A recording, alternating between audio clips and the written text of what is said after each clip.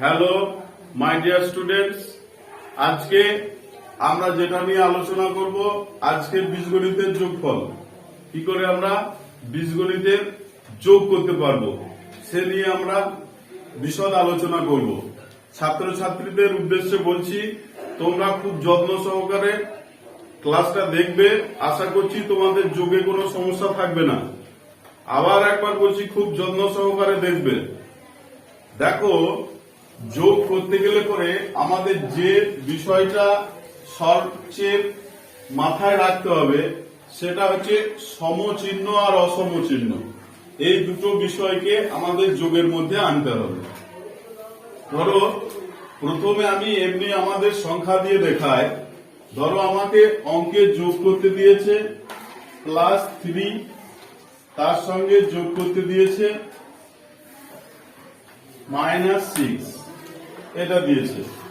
তাহলে দুটো চিহ্ন কি ভিন্ন? দেখো, একটা +3 আছে আর একটা -6 আছে, যোগ করতে দিয়েছে। তাহলে সেক্ষেত্রে আমরা কি করব? সেক্ষেত্রে আমরা দুটো সংখ্যাকে নিচে লিখব, +3 আর -6 লিখব। দেখো, এই চিহ্ন দুটোকে আমরা বলবো অসমচিহ্ন। অসমচিহ্ন, দুটো চিহ্ন ভিন্ন আছে বলে একে বলা হয় অসমচিহ্ন। দুটো যদি একই থাকে তাহলে আমরা তাকে বলবো সমচিহ্ন। দেখো, সমচিহ্নের একটা পাশাপাশি উদাহরণ নিচ্ছি। +3 আছে, +4 আছে, এরকম একটা হতে পারে। -4 আছে, -7 আছে, এরকম একটা হতে পারে।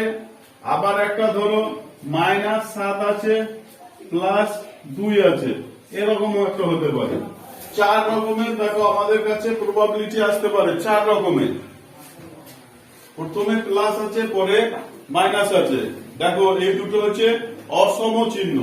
তাহলে অসম চিহ্ন যখন আমরা যোগ করব তখন আমাদেরকে কিন্তু অ্যাকচুয়ালি করতে হবে বিয়োগ। অসম চিহ্ন থাকলে আমরা বড় সংখ্যা থেকে ছোট সংখ্যাটাকে বিয়োগ দিয়ে দেবো। বড় সংখ্যা থেকে ছোট সংখ্যাটা বিয়োগ দেবো। এই দুটোর মধ্যে বড় সংখ্যা কোনটা আছে? বড় সংখ্যা আছে 6, ছোট সংখ্যা কত আছে? 3। তাহলে 6 থেকে 3 বাদ দিলে কত থাকে? 3 থাকে।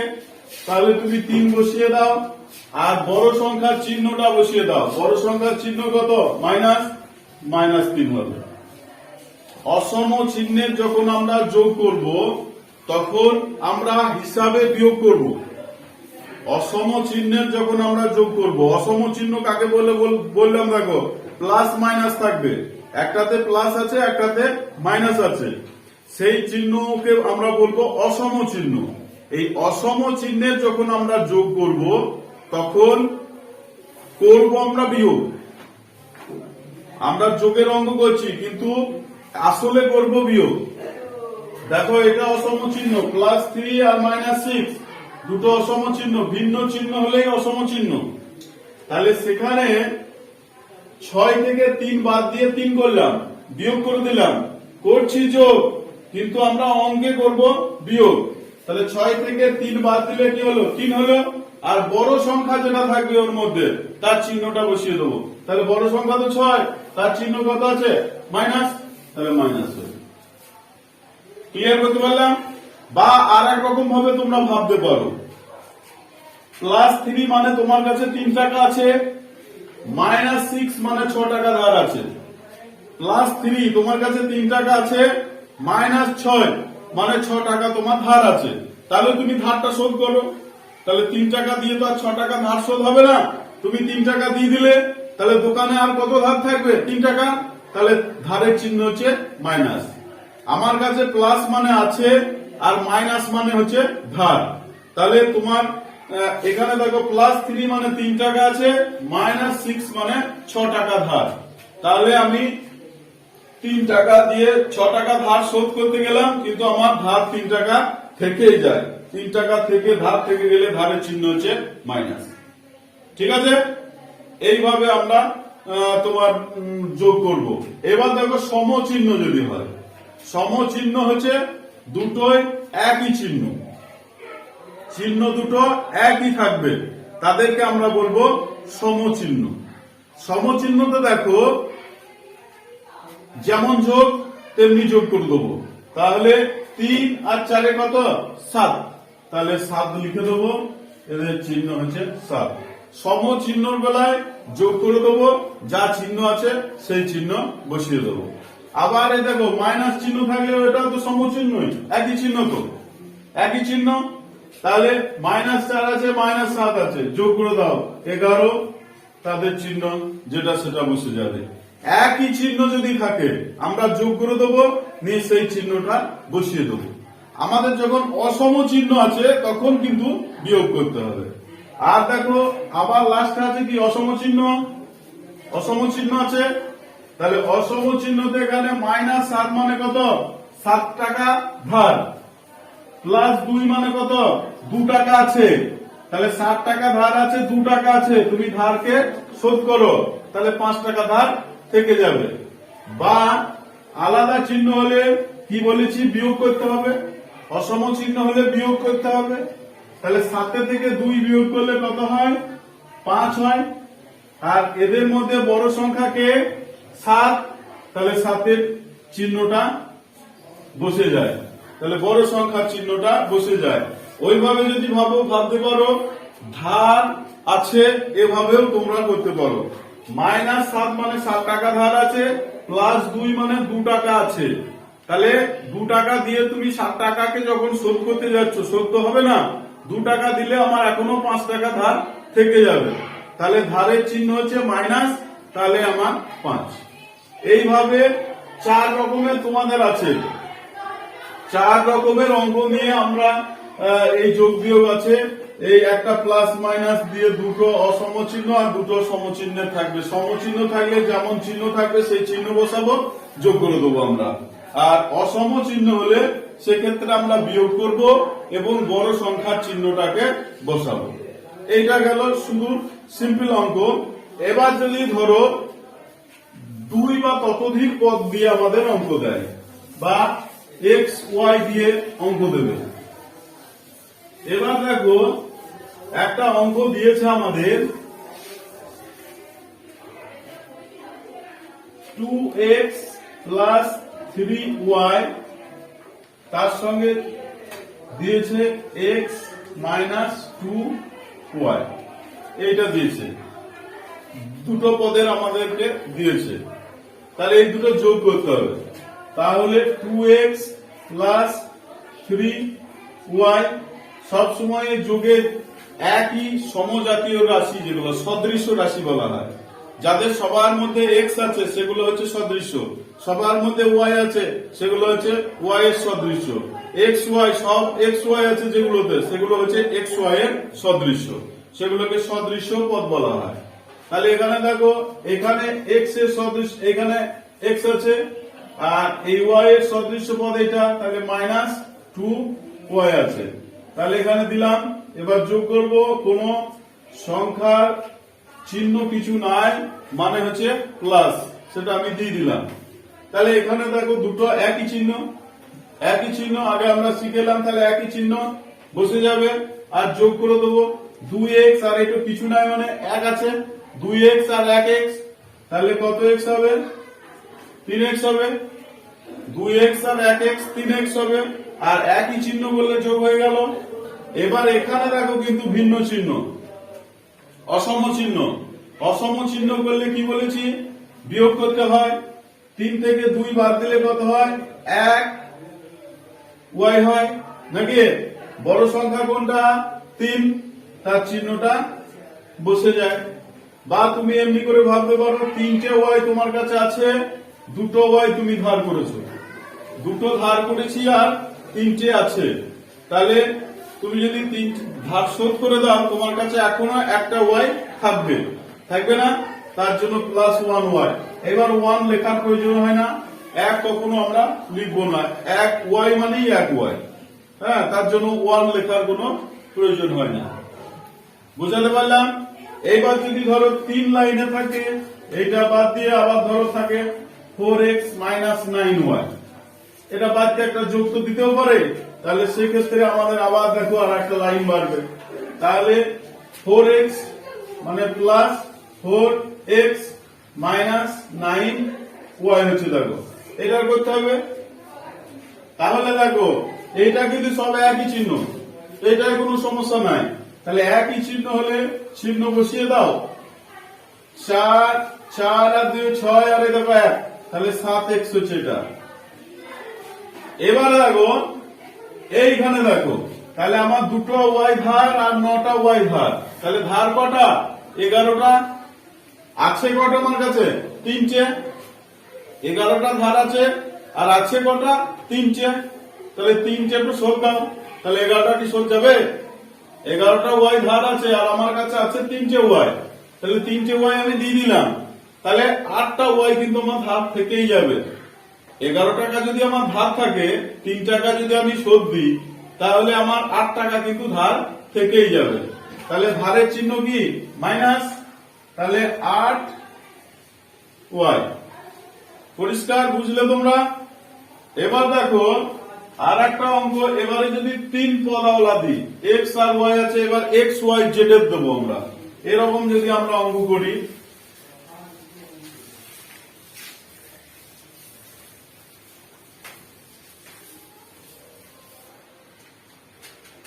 দেখো 2x plus 3y plus 9z minus x minus 4y minus 6z, এরকম একটা অঙ্ক আছে।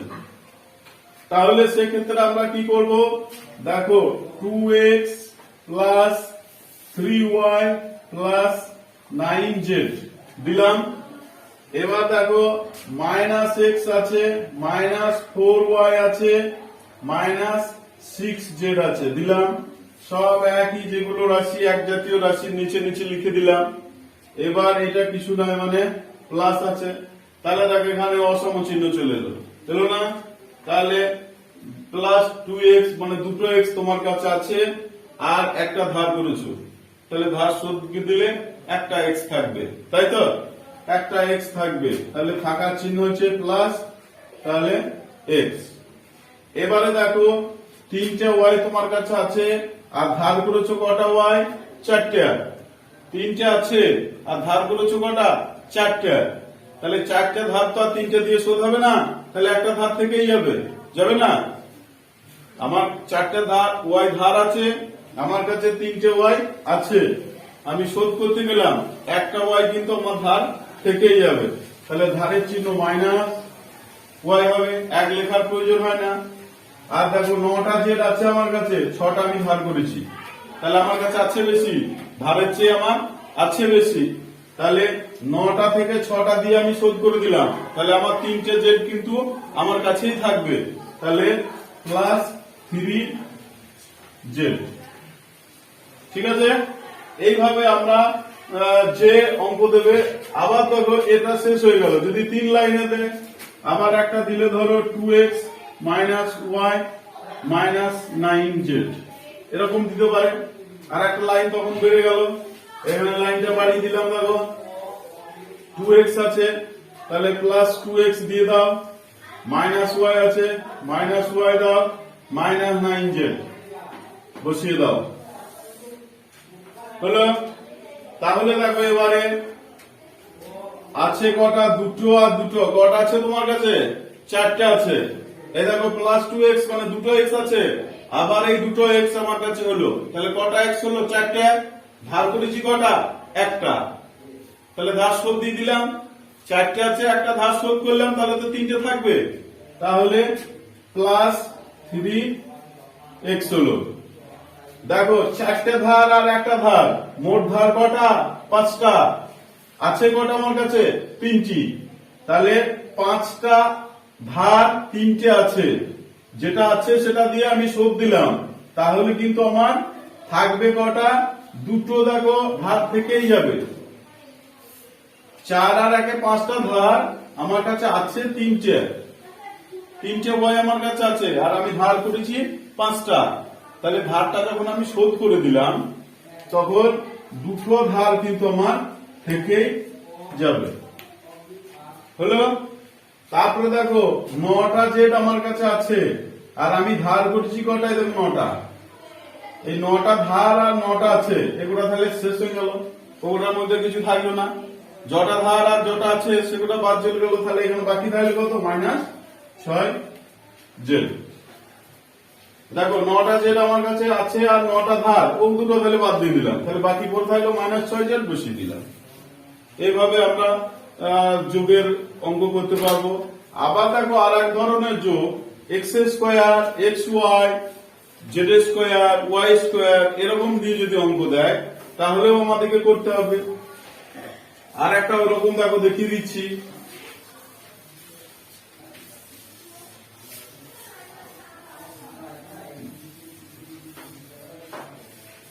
ধরো একটা অঙ্ক আছে x square plus 2xy plus y square, x square plus xz plus y square plus তার সঙ্গে আছে ধরো 3x square plus 4xy plus z square, এরকম একটা অঙ্ক আছে। দেখো আমার যোগের অঙ্কে মেন কাজ হচ্ছে সমজাতীয় যে রাশিগুলো, সদৃশ্য রাশিগুলোকে নিচে নিচে লিখতে হবে। আর যদি সেরকম ঘর না থাকে তাহলে আমাদেরকে ডানে ঘর বানাইতে হবে। সেক্ষেত্রে আমাদের ঘর কিন্তু বানিয়ে নিতে হবে। এই অঙ্কটা দেখো x square plus 2xy 2xy plus y এর স্কয়ার আছে। দেখো দ্বিতীয় লাইনে কি আছে, দেখো x স্কয়ার লিখলাম। এবার আছে কি xz, এখানে কোনো xz এর পদ আছে নেই, তাহলে প্লাস xz কে তোমাকে একদম ডানে প্রকাশ করতে হবে। তারপরে আছে দেখো y স্কয়ার, তাহলে y স্কয়ারে দেবো আছে, তাহলে প্লাস y এর স্কয়ার, ওই লাইনে যা আছে আমি লিখলাম। এবার আছে দেখো 3x স্কয়ার, তাহলে x স্কয়ারের নিচে লিখে দাও 3x স্কয়ার প্লাস 4xy, এই দেখো xy এর ঘর আছে, তাহলে প্লাস 4xy হলো, হয়েছে। এইবার আছে কি প্লাস z স্কয়ার, দেখো z স্কয়ারে কোনো ঘর আছে, z স্কয়ার ঘর নাই, তাহলে z স্কয়ার এটাকে xz এসেছে, তাহলে xz এর পরে এই লাইনে সোজা করে z স্কয়ারটা দিতে হবে, কেননা এই লাইনের পদই তো z স্কয়ার। তাহলে এই লাইনে সোজা করে তোমাকে এইটা এখানে দিয়েছি, এখানে দিলে হতো, কিন্তু এটা ঘর ধরে আছে, তাহলে আমাকে আরো ডান দিকে লিখতে হবে, নিয়ে এবারে আমাকে তাহলে যোগ দিতে হবে। তাহলে x স্কয়ার 3x স্কয়ার হলো 5x এর স্কয়ার। দেখো একটা আছে দুটো আছে, আর এই দেখো তিনটে আছে, পাঁচটা আছে, তাহলে 5x স্কয়ার, তাহলে প্লাস 2xy প্লাস 4xy, তাহলে plus 6xy, y square plus y square plus তাহলে 2y এর square plus xz plus z এর স্কয়ার। দেখো এটা কিন্তু অসদৃশ্য পদের অঙ্ক। দেখো তোমরা পরিষ্কার ভাবে দেখো, সব পদ যেগুলো আছে প্রথম লাইন লিখলাম, এবার যেটা নাই সেটা ডাইনে দিলাম। এখানেও দেখো এই দুটো পদ আছে আমার সদৃশ্য পদে, জেড স্কয়ারটা এখানে নেই, জেড স্কয়ারকে আমি ডাইনে দিলাম। এইভাবে আমার যত পদ থাকবে আমরা নিয়ম যদি জেনে থাকি আমরা সমস্ত অঙ্কই করতে পারবো। তাহলে যোগের আলোচনা এখানেই শেষ করছি। এবার যদি মনে করো আরো যোগের প্রয়োজন হয় তোমরা ভালোভাবে দেখবে, কমেন্ট করবে। যদি কোনো কোথাও বুঝতে হয়তো অসুবিধা আছে তাহলে পরে সময় পেলে আমি আবার একটা ভিডিও তোমাদের বানিয়ে দেবো, তোমরা ভালোভাবে লক্ষ্য করবে। ধন্যবাদ।